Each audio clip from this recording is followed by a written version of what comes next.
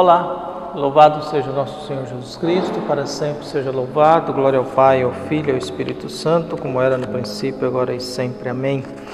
Queridos paroquianos da nossa paróquia São José Operário, hoje estamos na quarta semana da Quaresma, mergulhados nesse tempo da pandemia, diante dessas tensões que nós vivemos, diante desse espetáculo de opiniões e falatórios que nós temos por aí. Nós vamos pedindo a Deus que ilumine e abençoe o nosso coração. E o evangelho que nós temos é tirado de João, capítulo 5, versículos 17 a 30. O Senhor esteja convosco, Ele está no meio de nós. Proclamação do evangelho de Jesus Cristo, segundo João. Glória a vós, Senhor. Naquele tempo, Jesus respondeu aos judeus: Meu Pai trabalha sempre, porque também eu trabalho. Então os judeus ainda mais procuravam matá-lo, porque além de violar o sábado, chamava Deus o seu Pai, fazendo-se assim igual a ele. Tomando a palavra, Jesus disse aos judeus: em verdade vos digo, o Filho não pode fazer nada por si mesmo. Ele faz apenas o que vê o Pai fazer. O que o Pai faz, o Filho faz também. O Pai ama o Filho e ele mostra tudo o que ele mesmo faz. E lhe mostrará obras maiores ainda, de modo que ficareis admirados. Assim como o Pai ressuscita os mortos e lhe dá a vida, o Filho também dá a vida a quem ele quer. De fato, o Pai não julga ninguém, mas ele deu ao Filho o poder de julgar, para que todos honrem o Filho, assim como honra o Pai. Quem não honra o Filho, também não honra o Pai que o enviou. Em verdade vos digo, quem ouve a minha palavra e crê naquele que me enviou, possui a vida eterna. Não será condenado, pois já passou da morte para a vida. Em verdade, eu vos digo, está chegando a hora, e já chegou, em que os mortos ouvirão a voz do Filho de Deus, e os que a ouvirem viverão. Porque assim como o Pai possui a vida em si mesmo, da mesmo modo concebeu ao Filho possuir a vida em si mesmo. Além disso, deu-lhe o poder de julgar, pois ele é o Filho do homem. Não fiqueis admirados com isso, porque vai chegar a hora em que todos os que estão nos túmulos ouvirão a voz do Filho e sairão.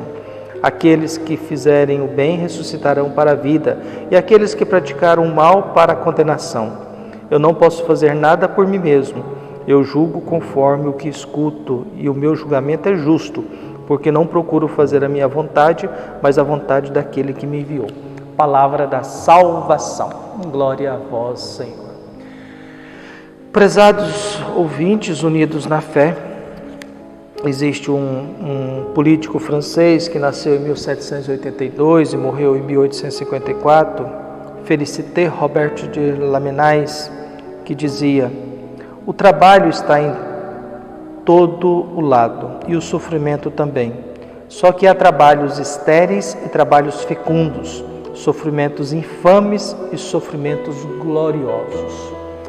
Nós estamos aí mergulhados nesse tempo de pandemia, com esse excesso de notícias, com essa situação de mortos cada vez maiores e, por um outro lado, uma confusão política, uma instabilidade política, em que no lugar de estabelecer um diálogo, uma união das autoridades, a gente começa a ver uma batalha, um confronto, não é nem um conflito, é um confronto, porque um quer eliminar o outro.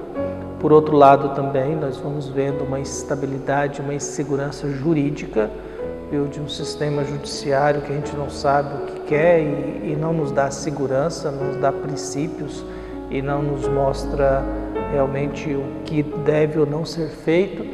E no meio dessa insegurança, dessa pandemia, corremos o risco de entrar, de certa forma, em pânico. Nós corremos o risco de entrar, de certa forma, em pânico e começar a nos acostumar com a morte, começar a nos acostumar com a tragédia e desistir. Acho que o que acontece no Brasil hoje, há um cansaço em relação ao mundo das autoridades políticas, há um cansaço em relação ao poder judiciário, há um cansaço do diálogo, há um cansaço de convivência, há um cansaço da pandemia, nós nos cansamos disso, porque preferimos morrer do que abandonar certas práticas de aglomerações, de festas, de celebrações, de encontro. A gente prefere morrer do que abandonar certas práticas nossas. E por isso, às vezes, nós vamos criando sofrimentos infames e vamos, às vezes, tendo o sentimento que estamos trabalhando de forma também estéril, inútil. E é no meio dessas crises que nós vivemos, no meio dessas dificuldades, crise, a origem da palavra crise, ela é do mundo da medicina, né? Crise na sua origem não vem só do crisol, que é a lagarta que produz aquela camada chamada crisol para depois se tornar uma borboleta, é uma referência, mas a origem significava o intervalo que o médico tinha entre o diagnóstico e a receita que ele iria dar para tratar aquela enfermidade. Então a crise era esse intervalo, eu estou doente, eu preciso saber qual o medicamento, e esse intervalo entre o diagnóstico e a receita era chamado de crise, quer dizer, o momento da decisão para que eu cure a minha enfermidade, para que eu cure a minha doença, para que eu cure isso que está me colocando em crise. E o Evangelho de hoje faz parte de uma questão de Jesus. Para os judeus, Jesus está falando para os judeus, está falando para o povo de Deus. Nós não sabemos quem são eles, mas os judeus tinham a mentalidade de que o sábado era o dia mais importante e que depois do sábado não se tem mais nada. Deus parou de trabalhar, viu? E Jesus disse que não, que o Pai trabalha, eu também trabalho. E o que Jesus está querendo dizer com isso? Que o processo da criação, ele não encerrou. O processo da criação não encerrou no momento em que Deus fez o ser humano à sua imagem e semelhança. Tal pai, tal filho, filho de peixe, peixinho é. Então, o processo da criação humana, ele não encerrou. Isso significa o que para nós? Significa que nós não estamos prontos, que nós não estamos acabados, que nós ainda somos pessoas em construção, que a humanidade está se construindo. Viu? Também é claro que a gente também não devemos cair no mito do progresso, né? O que é o mito do progresso? O mito do progresso é aquilo que a gente pensa que o ano que vem sempre será melhor do que esse. E a pandemia nos mostrou que não, apesar que para alguns sim, para outros não. Então, o que nós temos? Esse mito do progresso, que sempre vamos melhorar. Não é verdade. A saúde nossa vai piorando com a idade, a estética nossa vai piorando com a idade, o físico vai piorando com a idade, a consciência, se a gente fizer um grande exercício e pensar muito, rezar muito, a gente consegue melhorar a nossa espiritualidade e melhorar a nossa consciência, e tudo isso exige muito trabalho. Na verdade, tudo na vida dá trabalho, né? Nascer dá trabalho, viver dá trabalho, se formar dá trabalho, morrer dá trabalho. Tudo na vida é muito caro, dá muito trabalho. Então Jesus está respondendo: meu Pai trabalha e eu também trabalho.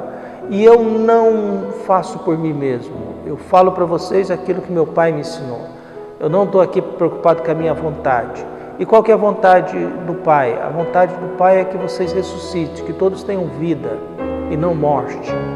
Então, quando a gente vê esse fenômeno gigantesco de crescimento de mortes no nosso país e a gente não vê nada muito concreto, apenas algumas autoridades lutando para tomar algumas decisões, para ver o que faz, o que não faz, uma população indisciplinada, uma população que não tem disciplina e ao mesmo tempo não tem muita consciência da realidade.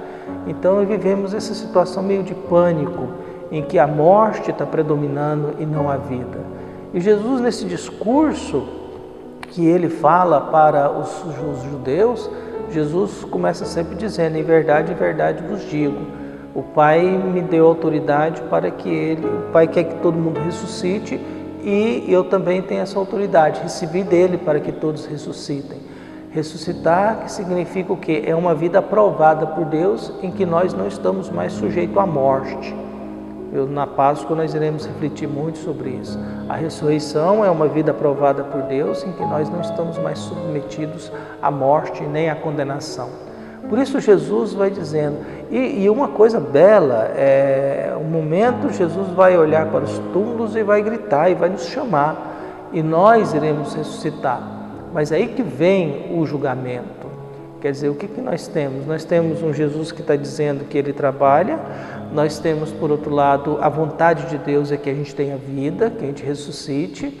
A gente tem Jesus se apresentando que Ele e o Pai, eles estão em plena comunhão.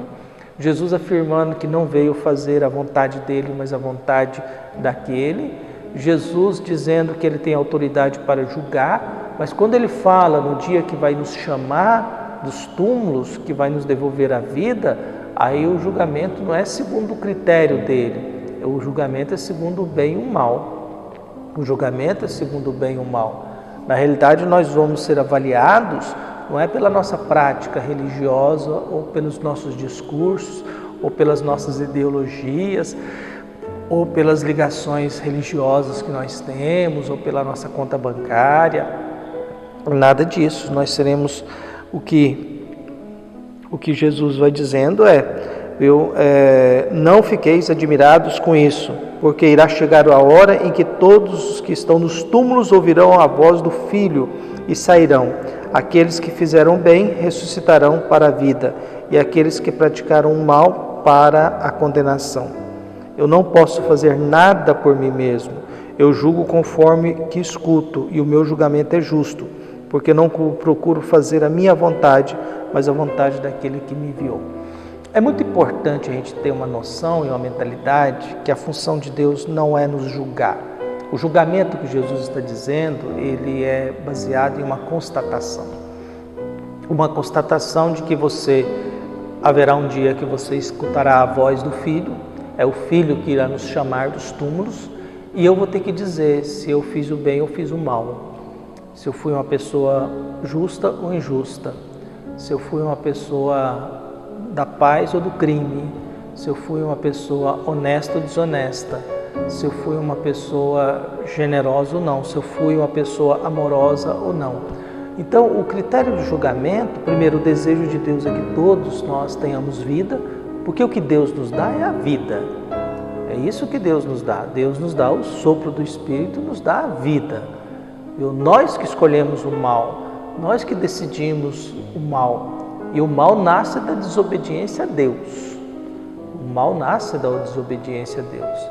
Quer dizer, o fruto da desobediência a Deus é o pecado, é o mal. Então nós, no exercício da nossa liberdade, nós somos livres. Viu? No exercício da nossa liberdade, nós escolhemos desobedecer a Deus. E porque desobedecemos a Deus, entramos no mundo da maldade, do pecado.